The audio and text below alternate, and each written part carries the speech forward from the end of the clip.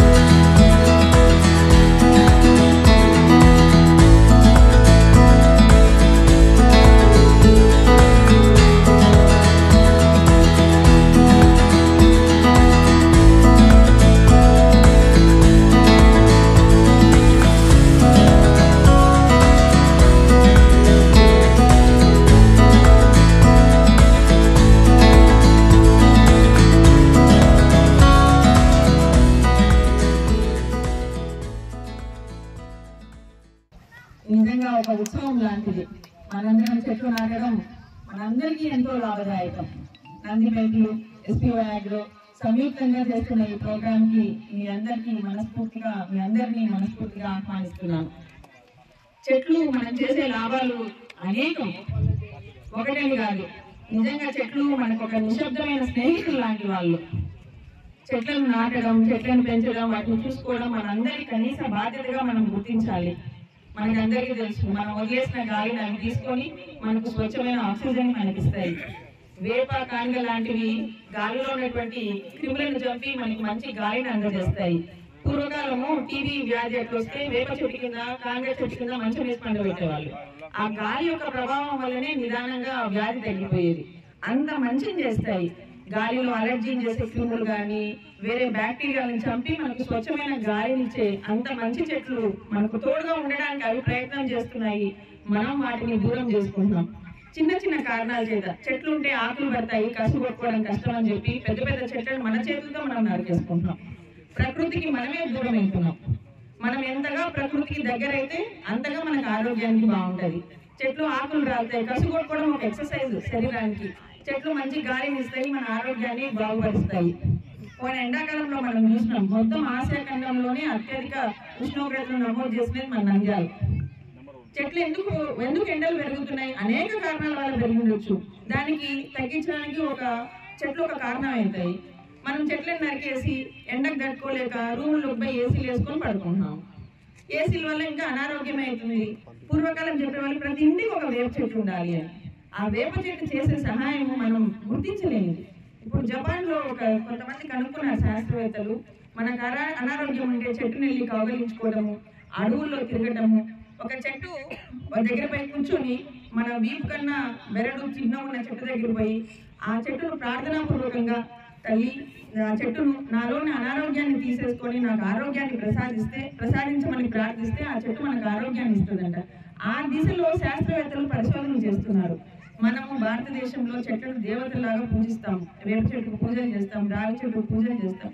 ఆ చెట్లు మనకు తోడుగా మన జీవితాన్ని జరిపించుకోవడానికి మనం ప్రయత్నం చేయాలి. ఇంటి దగ్గర స్థలం లేకపోతే కనీసం వీధికి ఒక 2 వేప కాంగా వేసుకోవడానికి ప్రయత్నం చేస్తాం.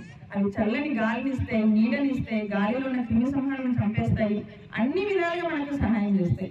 కాబట్టి ఈ వన మహోత్సవం కార్యక్రమంలో అందరూ కూడా యాక్టివ్గా పార్టిసిపేట్ చేయాలని కోరుకుంటున్నాం.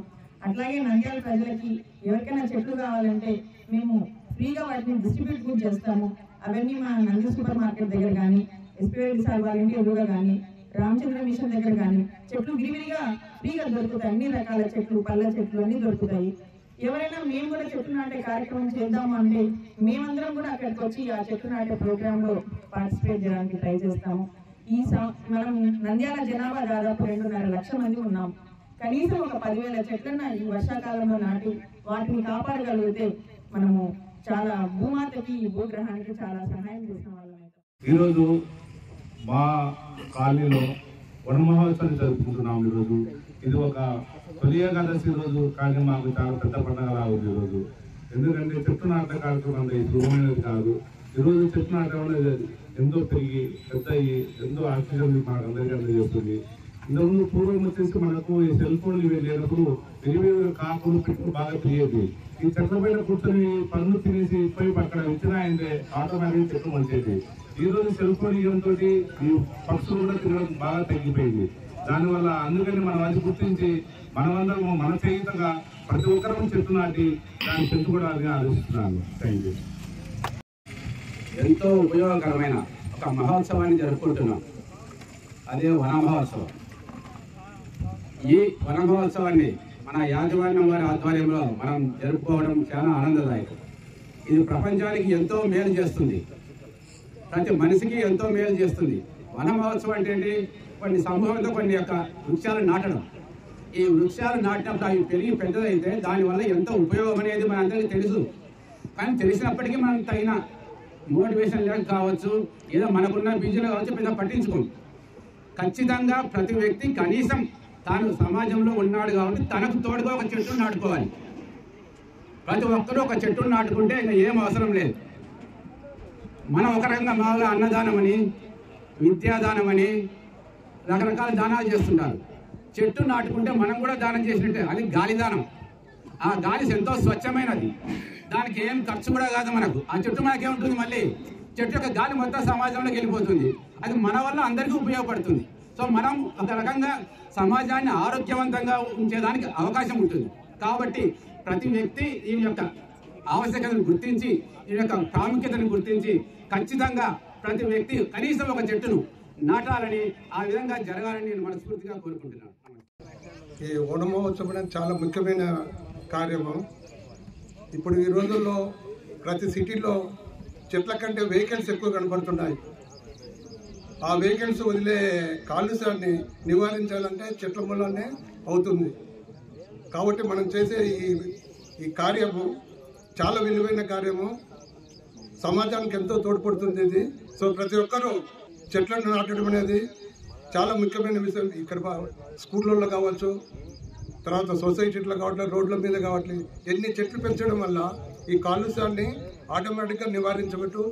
దానివల్ల ప్రకృతిలో ఉన్న వైపరీత్యాలు కూడా తగ్గిపోతాయి. వర్షాలు సమయానికి రావచ్చు. ఆరోగ్యపరంగా ఎన్నో మానవునికి ఎన్నో ఉపయోగాలు ఉన్నాయి. సో ఈ కార్యం విజయవంతం కావాలని అందరూ మనం పాల్గొనేందుకు సంతోషంగా